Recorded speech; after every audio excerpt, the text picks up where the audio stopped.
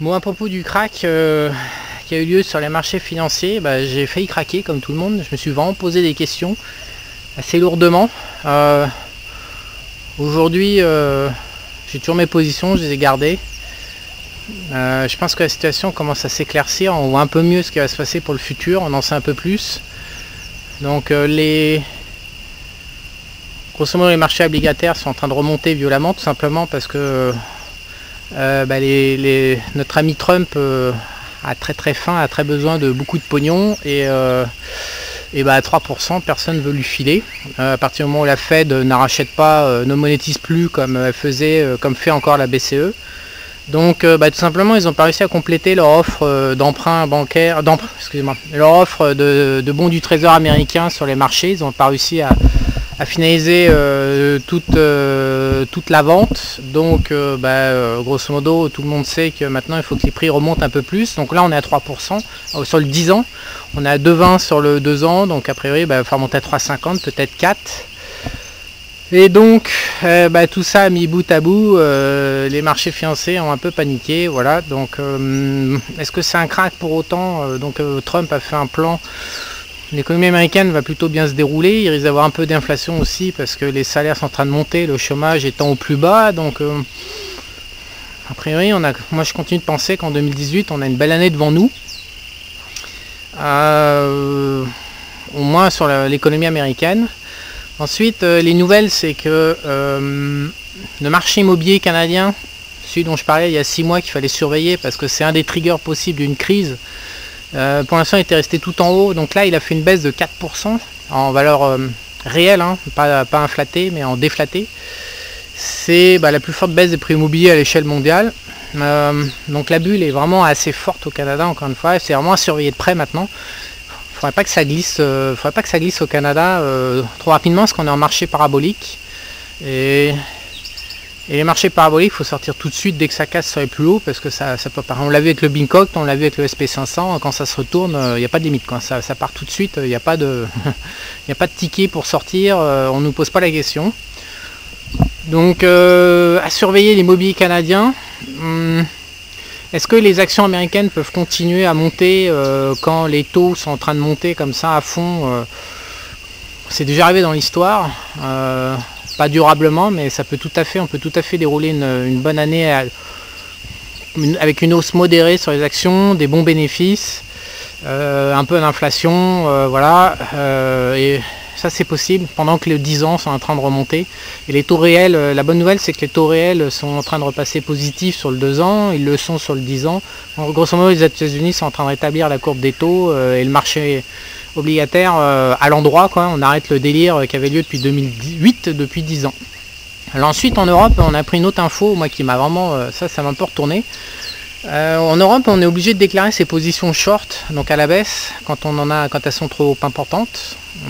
C'est du compliance. Donc on a découvert, je sais pas, il y a quelques jours que Bridgewater, donc Ray Dalio, le hedge fund numéro 1 au monde, 50 milliards de gains, j'en parle assez régulièrement, 50 milliards de dollars de gains pour ses clients. On a découvert qu'il avait bâti une position, il a multiplié par 4 sa position short sur les actions européennes. Donc maintenant il a 23 milliards de short, 23 milliards.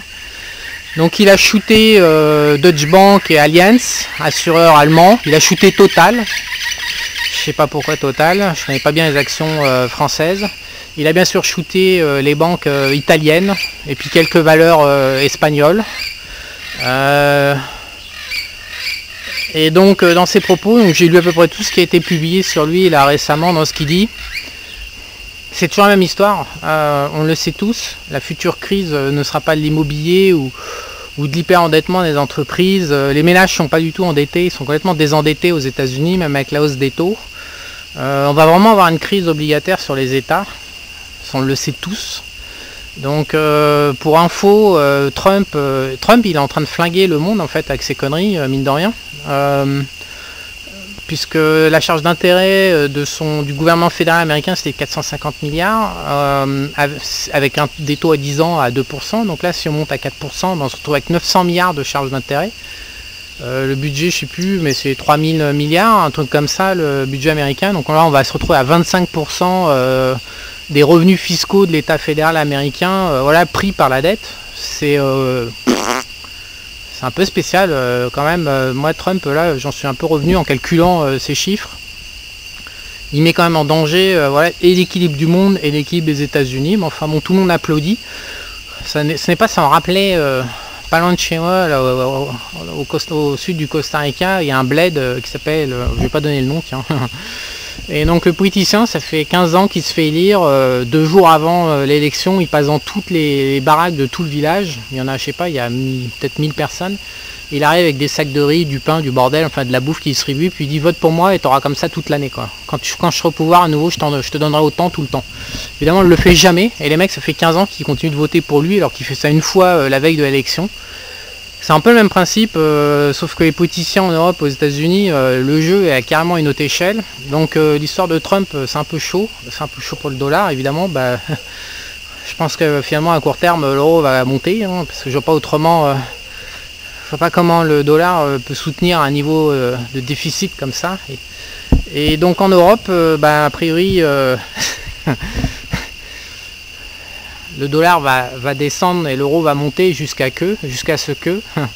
En Europe, la situation est très claire et ça va probablement pour tout le monde, ça va être le début de la prochaine crise, 2019-2020, on ne sait pas quand, mais ça va être le début de la prochaine crise mondiale. C'est soit l'Allemagne, si la croissance revient avec la monétisation des dettes et les taux à zéro, la croissance est en train de remonter, de repartir, on le voit dans l'industrie et les services. Donc si ce bazar continue à se mettre en route et que le chômage commence à baisser et que l'inflation repart, on a 1,3, imaginons qu'on monte à 2,5 d'inflation, 2,5% par an. Vous connaissez comme moi l'Allemagne et les Allemands. Les Allemands, ils sont tout sympas, tout mignons, mais quand on va les chauffer sur l'inflation, là, c'est anal pour l'inflation, c'est anal. On déconne pas avec l'inflation parce que sinon ils sortent leur gun. Donc ils sont vraiment complètement obsédés par ça depuis des décennies. Donc je vois pas l'Allemagne laisser l'inflation s'installer en Europe au-delà de 2,5. On le sait tous. Et donc si remonte les taux, c'est crack obligataire sur l'Italie qui elle pourra pas survivre puisqu'elle est sous perfusion déjà avec des taux à zéro. Donc la question européenne elle va se régler, hein. Ça va soit être l'allemand et leur côté obsédé de l'inflation, ou soit ils lâchent l'Italie. On va le savoir, à mon avis dans les 15-18 mois qui viennent, on va savoir, mais il y en a un des deux qui va prendre une baffe. Donc soit l'Allemagne, encore une fois, qui laisserait monter l'inflation et partir l'inflation. On n'y croit pas quoi. On l'a vu, la BCE réagit à chaque fois depuis 15 ans. Donc la seule solution pour que ça s'écroule pas et que l'Europe s'écroule pas, il faudrait que la croissance reparte, mais qu'elle ne reparte pas fort et qu'elle se calme tout de suite. Voilà, en fait, on a l'Europe, le destin de l'Europe est bloqué à cause des divergences entre les différents pays et les différentes industries. C'est soit il n'y a pas de croissance, beaucoup de chômage et puis c'est la merde et ça stagne pendant que le reste du monde galope. Ou soit on met de la croissance et puis alors là c'est la guerre politique, certains s'écroulent et toute la plaisanterie de l'euro qui est destinée à échouer se met en route et on se retrouve en face de nos contradictions en tant qu'Européens. Donc affaire à suivre, à mon avis si les États-Unis repartent et gazouillent avec le plan de Trump et font beaucoup de croissance, plus la politique monétaire ultra sympathique en Europe, la croissance devrait repartir également en Europe. Donc pour beaucoup d'analystes, ça va péter en Europe sur le marché obligataire de la dette d'État. Et après, ça sera irrécupérable. En plus, il y a des élections italiennes. Voilà, affaire à suivre, question crise, trigger et crack ou pas crack.